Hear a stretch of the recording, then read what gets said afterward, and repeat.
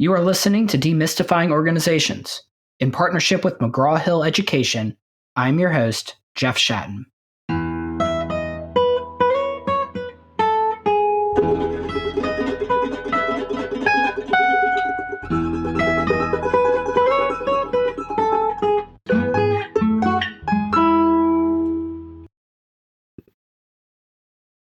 My guest today is Adam Grant, who has been Wharton's top-rated professor for 7 straight years. He's a leading expert on how we can find motivation and meaning and live more generous and creative lives. He's been recognized as one of the world's 10 most influential management thinkers and Fortune's 40 Under 40. He's the author of 4 New York Times best-selling books that have sold over 2 million copies and have been translated into 35 languages: Give and Take, Originals, Option B, and Power Moves. His books have been named among the year's best by Amazon, Apple, the Financial Times, and the Wall Street Journal.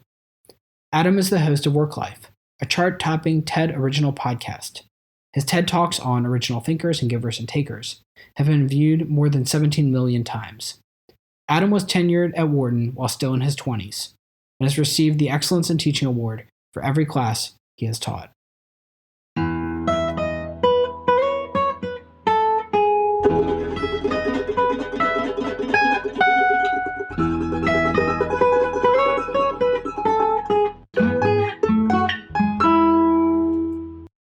All right, I'd like to welcome Adam Grant to the podcast. Thanks so much for coming on. Thank you for having me. So there's often an accusation against organizational behavior as a field. It goes along the following lines. Why am I learning or reading this stuff? Most of it's obvious to me. You have a recent article entitled The Surprising Value of Obvious Insights that deals with this frequent attack heads on. Can you lay out an overview of your thinking on the role of obvious insights? Well, I'm kind of a convert on this, Jeff. I have to say, I, for a long time, have been encouraging people in academia and outside to focus on what's novel and surprising. And I think that over time, my view has evolved, in part because I care a lot about what influences leaders and managers in organizations. And I've learned that very frequently, when you come in with a surprising data point, people are resistant to it, because it challenges their beliefs, their experiences, their intuitions, and they start to marshal reasons to disagree with you. Can you give an example of that? Sure. Yeah. So I actually, an easy example is I was hired by a bank, now it's 7 years ago, to come in and try to help them attract and retain junior analysts and associates. And I came back with 26 recommendations after doing a couple months of research, surveys, interviews, looking at randomized controlled experiments that had been done elsewhere. And I remember being in the middle of presenting the recommendations, and one of the co-heads of investment banking interrupted me and said, well, can't we just pay them more? Why do we need to do all this stuff around making the jobs interesting and, trying to show them that their work has meaningful impact on clients? Like, why can't we just throw money at the problem? And I realized, that that what was happening was I was presenting a series of insights that just completely clashed with this guy's worldview. Right? He had kind of a Homo economicus view of the world. People are motivated by money. And so, I was kind of coming in as this weirdo psychologist. How did I even have a job in a business school? And at that point, I started to wonder whether he would have been more receptive if I had validated some of his intuitions before I went on to challenge them. And, if I had presented evidence, for example, that, financial incentives do encourage people to join and stay up until a certain level, after which this bank had already far exceeded, they seem to have diminishing returns. And so that kind of sent me on a little bit of a quest to figure out whether obvious insights actually have value. So what would have been the obvious insight for this banker that had that perspective that money cures all ills? I think the obvious insight would have been that, not everyone is equally motivated by money.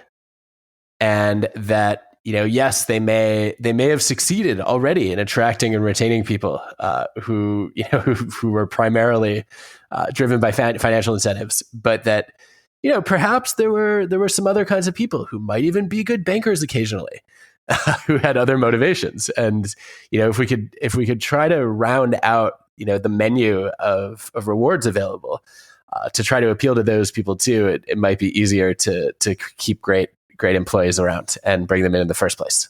All right, so moving on to the obvious section. So you kind of rejected this idea that we're going to throw counterintuitive ideas at people because that's hard to take cognitively in terms of how people already think about their company. And so you've moved over to the other end, which is let's show them better ideas that might be obvious, but that they're more willing to buy into. Is that the general idea? Yeah, or at least as a starting point, right? Because common sense is not always common practice. And I think that sometimes if you can present data that confirm people's intuitions, they give you a little bit more idiosyncrasy credits and license to then go ahead and challenge their intuitions. And so actually, I have an example of this from some of my early research. So I remember, it was my first year of grad school. I had an undergrad who was volunteering to work with me, and we wanted to bring in an organization to do a field experiment. And the experiment I wanted to do was on what I later ended up calling beneficiary contact. I wanted to say, look, it's one thing to work in a job that has high task significance and that benefits others. It's another thing to actually meet those people face to face and see your impact on real living, breathing human beings. And I had at least a hunch at that point that it was a way to make work more meaningful, that it would also help people feel more valued. And so we sent out over 300 letters to organizations, and we got only one reply. Wow. Which is kind of devastating. The one reply came from you didn't have the brand value you have now. I didn't have anything. I honestly don't know why anyone replied, but the one reply came from this guy, Howard, who was a manager in a call center, which happened to be across the street from my office. And so we scheduled a meeting, went over to meet him. He was running the university call center, and his callers were raising alumni donations. And I wasn't at first that interested in the job, but I tried to pitch him on this idea that maybe we should bring in scholarship students to come and talk about, all the ways in which they had benefited from the work that the callers were doing. And he was like, yeah, we don't it's a nice idea. We don't really have time for it. I don't think that's why the callers are here anyway, so not really going to waste the time, but I would like to figure out what motivates these callers. And so instead of doing the field experiment that I wanted to do, I ended up creating a little bit of a survey study where we had the callers fill out the job diagnostic survey to get their perceptions of various job characteristics. We were interested in their relationships with their supervisors and coworkers and a whole bunch of factors that would drive motivation. And then we also asked them open-ended questions about what they liked best about their job and what would most improve it. And what came back was a whole list of things that the managers already knew. And so when I presented the report to Howard, he was like, "Oh yeah, good. This is a lot of what I was expecting. It's reinforced, some of the value of some of the things we're already doing, like giving callers more scheduling flexibility.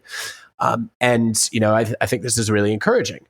And I said, "Well, great. One of the things the callers they said they wanted more of was a chance to know how their work mattered." And I wanted to go back to this idea that we had talked about. I actually think that scholarship students could make a difference. And now, having seen all these results, that came out of our work that he believed, he was willing to go for it, and that became my first major empirical paper. Right, and so, and I'm aware of the paper. So the findings were that, if correct me if I'm wrong, I'm thinking back a little bit, was that once the call center employees were able to meet recipients, that it increased all their productivity, their sales, all the outcomes increased.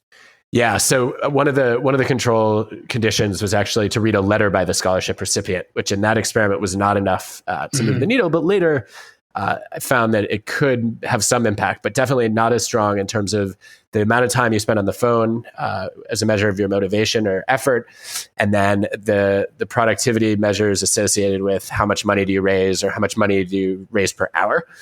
And yeah, I mean, I'll tell you what, this is for me, this was one of my first ahas about how to make obvious results more surprising. Is I finished the analysis. I'm like, wow, there's a significant effect of meeting a scholarship student. And I remember one of my mentors, Sue Ashford, saying, well, how is that surprising? Like, of course, like if you meet someone who benefits from your work, you're going to be more motivated. And I said, yeah, okay, but what about a 5-minute interaction with one scholarship recipient leading to, on average, per caller, 142% weekly increase in minutes on the phone, 171% weekly revenue increase. And we can detect that effect a full month after the 5-minute interaction. And she's like, oh, well, that would be much more interesting. And I then had to go and replicate it a bunch of times with different samples to really believe it. But what I took away from that was, look, the fundamental effect was not surprising.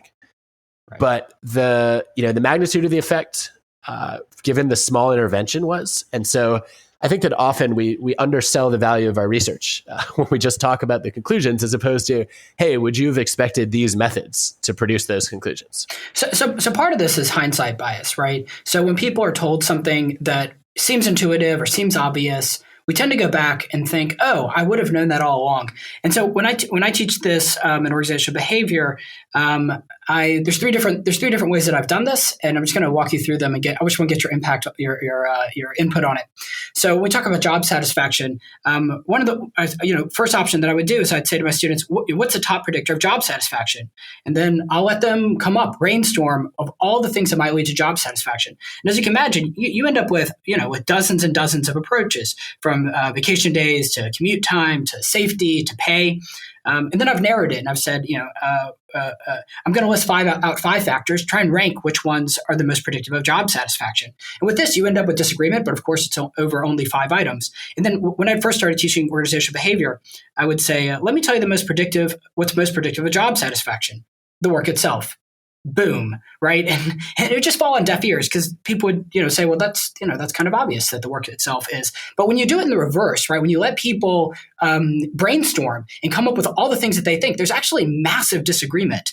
And I think there's something quirky in our DNA, or it's just hindsight bias, where when there's something that comes out that we've kind of produced and said, look, this is from decades of research, and these are the results, people say, oh, that's kind of intuitive, I got it. But if you do it the reverse way, the truth is people don't get it. Yeah, I think that's right. I think that is right. And I think, I have found over the years that I feel like my first instinct when I want to share the value of research with especially with a practitioner audience, is to tell them what's new. And I think one of the things I've become increasingly aware of is that you don't have to say something new if you say something true. And, I think the nice thing about that is it gets you around the hindsight bias problem a little bit. I think it allows you to meet people in the middle and, kind of establish, hey, there's some common ground here, right? I'm not coming in to replace your job.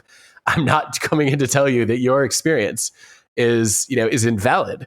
What I'm coming to tell you is there's probably a lot of wisdom in your experience, and there are probably some gaps. And so, all research is a chance to accumulate the experiences of lots of people and ask, what works for most of the people most of the time in a situation like this. And if we could learn something new about that builds on the things we already know are true together, that would be pretty cool.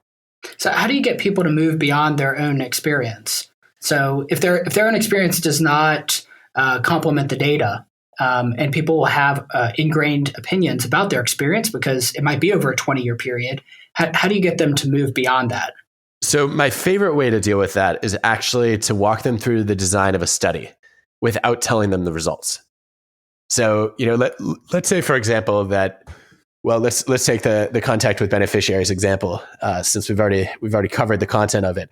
Mm-hmm. Let's say you've got a manager who's really skeptical and says, look, it's I don't think my engineers even like customers. I don't want to take them away from their jobs to have to talk to customers.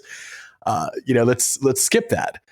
I wouldn't immediately come in and say, well, actually, I've spent a decade and a half of my career showing this is powerful. Independent research teams have replicated it in other jobs. And I think you're missing out. You're kind of an idiot. Right? It's not going to go over well. Generally not. What I would tend to do is to say, okay, well, you know what? I think this is a reasonable question. And, part of my job as a social scientist is to be a skeptic. And so when I want to look at this question, what I will do is I'll randomly assign employees to one of 3 groups. One group will meet the customer.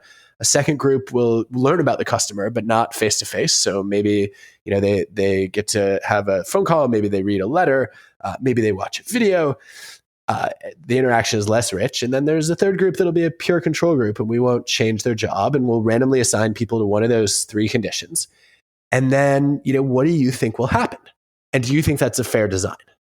And once we can agree on the standards, right? Once they can say, yes, this is a scientifically valid way of answering the question, then they can't really object to the results because they've already agreed that the way that I'm going to determine those results is fair and even probably more rigorous than the way they would normally answer a question like that if they weren't publishing in an academic journal. And so I think that, too often, again, we lead with our findings or our insights as opposed to starting the conversation around the methods and saying, look, the discipline of my field is to try to really figure out what's causing what and rule out alternative explanations and pin down when this effect holds and why it holds.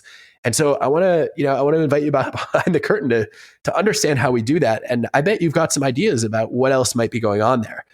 So is part of the problem maybe that we are too scientifically oriented and don't embrace it, management as an art enough? Obviously, and I don't mean for publication purposes. So of course, if you want to publish in the Academy of Management Journal, you're going to be entirely science-based.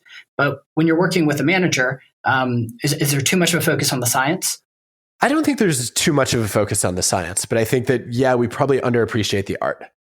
So, it's one thing for me to say, look, my read of the leadership literature is that, there's this big debate between, what's more important, leadership or management? Or, leaders are people who do X and managers are people who do Y. And yet, if you read the literature on transformational and transactional leadership, I think transactional leadership appears to be just as important for any performance-related outcome that you care about. So just for listeners, transactional leadership, that's more of a quid pro quo type of leadership where it's if I give you something, then you're going to get something in return. Transformational leadership is having high ideals, a vision for the future. Think of your Steve Jobs type character as being a transformational leader. Bingo, okay. Much clearer than the academic jargon. And so, basically, to me, they boil down to what we normally think of as leadership and management. And yet, I think the overwhelming evidence is that management is actually a critical skill of leadership. That it doesn't matter how inspiring and charismatic you are. If you can't set clear expectations and, involve people in decisions and give them feedback and hold them accountable for results, you tend not to get much done. And so I think that, when I look at that distinction, I would say, okay, I can go to a leader and say, look, management is really important. And we know scientifically that, setting difficult, specific, clear goals and, helping people gauge their progress and giving them feedback, we know that's all important. Go do it. And if I think about and they struggle, and they really struggle as to a leader. Do it. Great. Well, how difficult should the goal be exactly? I think my employees have a 60% probability of success on this task. Should I lower it to 54? How often should I give feedback? How do I tailor the feedback differently to people who are defensive? And I think there are all these practical questions that tend to go a couple layers below the research that, that often go unanswered by the science. And so I think that in that way, appreciating the art, that I think what managers do best and what leaders often do best is not figuring out what to do, but rather figuring out an effective and a compelling way to do it with other human beings. I think that we give that short shrift, probably. So I'd like to turn to the Google case that you referred to in your article, and there's been a lot written about Google's managers and there was a case study written up about the Project 8 or Oxygen 8. So can you just give an overview of the problem that Google was facing and then some of the things that you found? Yeah. So when I started working with the people analytics team at Google, the major focus was on trying to improve management. They'd gone through this whole experience where Larry Page tried to fire managers. It turned out it didn't work, and managers actually were necessary to get things done. And so then they wanted to know, well, what makes a good manager? And it's definitely not always the best engineers. Right. So they kind of, they believe that they should just hand the whole company over to engineers and that engineering would rule everything and they have the flattest organization possible because managers fundamentally don't matter. Yeah, and the experiment was kind of a disaster. You have all the, like, first of all, the spans of control are crazy, right? So you might have 40 people reporting to Larry, and then another 100 people reporting to one leader, and it was just unmanageable, ironically. Yeah. And they also just found that the people, they might have been really thrilled to get to work independently on solving problems, but they had an almost impossible time coordinating their actions to achieve a common goal for the company. And people actually didn't even like it either. They said, look, I want to have a manager. I want to know what's expected of me. I want to know if I'm successful. I want to, have some clarity in my responsibilities around here. And I want to know whether I'm excelling or about to get fired. So, for a whole bunch of reasons, they decided that managers were necessary. And I think that too many companies have lived through the Peter principle. And just promoted people as they excelled in a job until they finally reached a level where they were no longer competent, and then they got stuck there. And so Google wanted to approach that differently and say, what do we need to train our new managers to do? How do I identify a good manager? And they went and studied their most effective managers, whose teams were the highest performing and also the most satisfied, and compared them with managers who did worse on those metrics. And if you look at the roughly 8 categories that came out of that, Jeff, I don't know about you, my first reaction was kind of, duh. Yeah, it's some pretty obvious stuff. A good coach, being productive, communication. I mean, it's basic blocking and tackling. To onboard a new employee when they come there, meet with them, coach. Some very basic stuff. Yeah, and I remember pushing back when they came out with those results and saying, you kind of just regurgitated Management 101. And you've for years talked about how creative and innovative and unique and different Google is, and you're showing us that you are exactly like every other company. What is going on here? Right. And so it makes sense, right? I mean, even for overachievers, they're still going to want managers, because if you're the most brilliant coder or the most brilliant engineer, and you don't know what projects to work on or what success will look like and how you're going to be evaluated on that success, and maybe how that's going to impact your career and your ability to move up, what do? Unclear. Exactly. And I think part of the genius of it was they recognized that although it's Management 101 to those of us who teach management, and it's Management 101 to a lot of managers, it was not intuitive to all of their engineers. Otherwise, all of them would have already been doing these behaviors.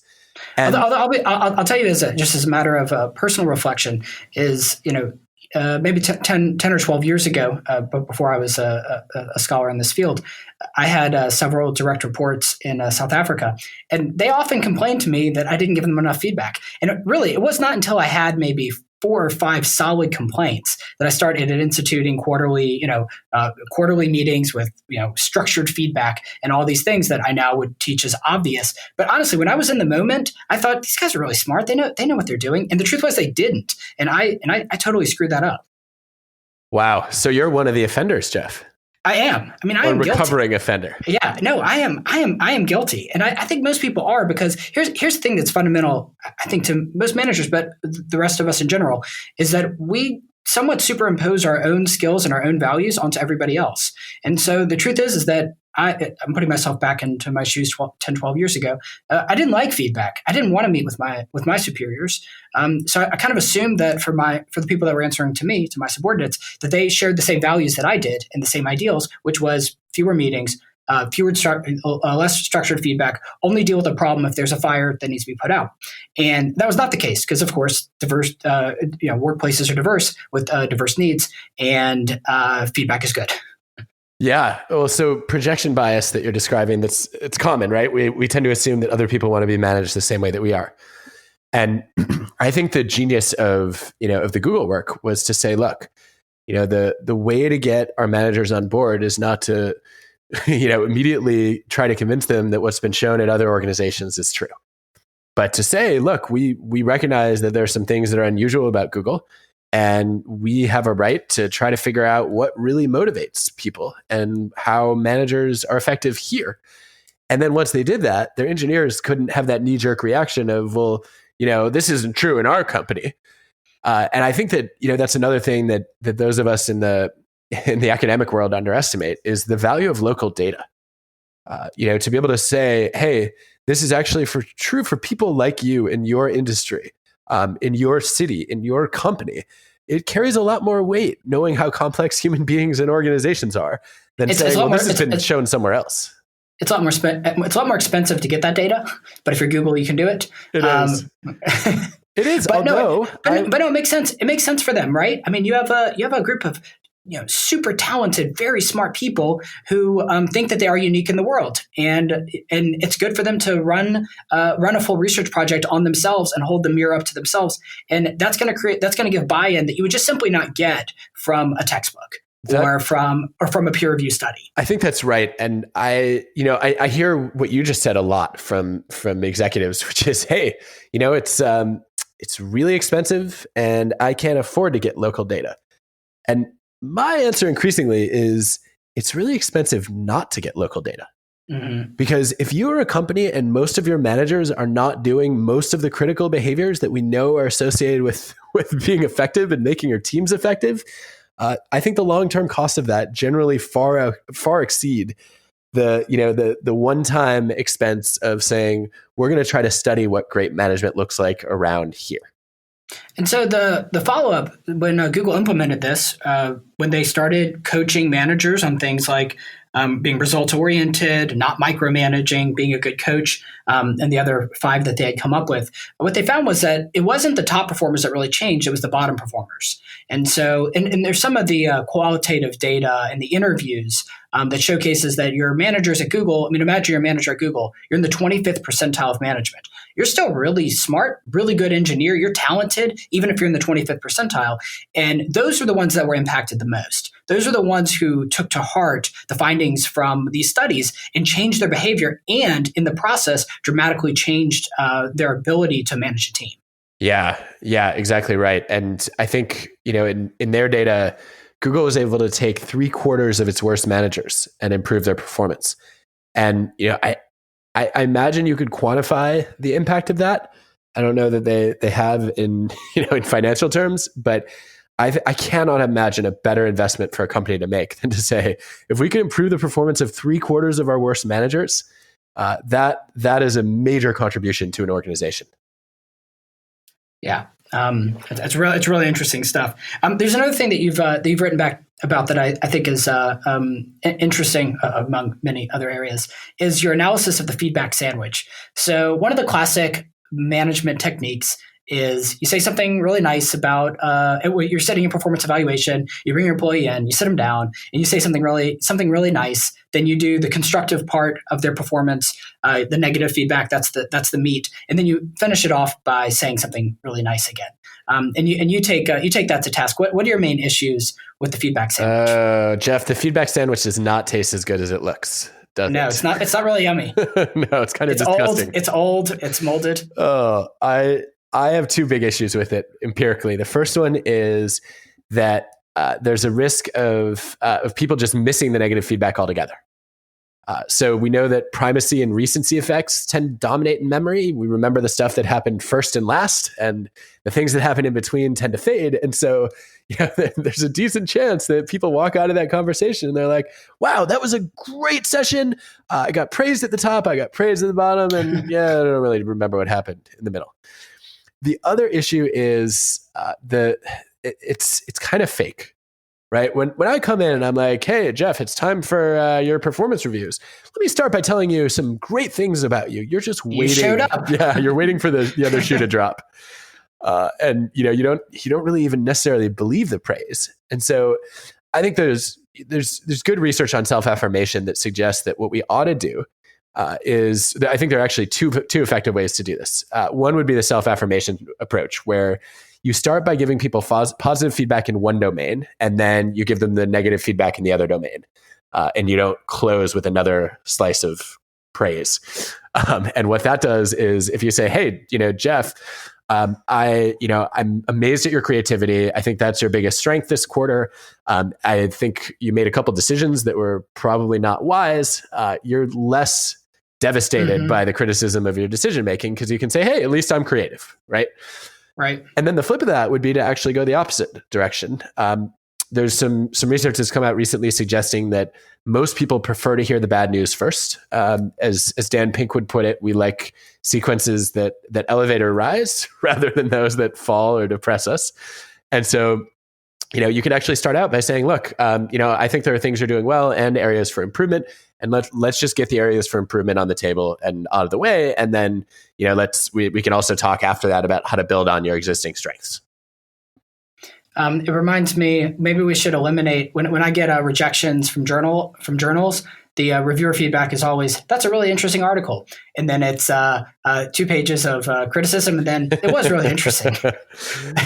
Yeah, I try not to do that anymore as a reviewer. But, you do want to point out a few strengths at some point, right? So I generally try to do those up front, saying, hey, I do see potential in your paper. And then here are all the things that you did that prevented it from achieving its potential. And here's what you might be able to do differently that would close the gap. So I think the broader issue is that it's really hard to give negative feedback to people, whether that's in a journal or whether that's to a student, whether that's to an employee or to a colleague.